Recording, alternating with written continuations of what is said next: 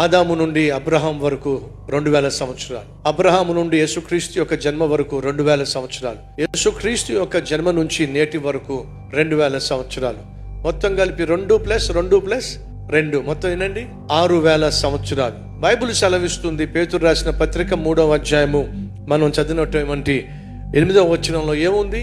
దేవుని దృష్టిలో ఒక దినము ఏమిటట 1000 సంవత్సరాలు. ఈ 6000 సంవత్సరాలు ఈక్వల్ టు దేవునికి దృష్టిలో ఎన్ని దినాలు చెప్పండి? 6 దినాలు. 6 దినాలు ముగిసిపోయినాయి అనుకోండి. దేవుడు 7వ రోజున పని చేశాడా? పని చేయాల. 7వ రోజు ఏమిటట? విశ్రాంతి. అనగా ఎన్ని సంవత్సరాలు గడిచిపోయినాయి?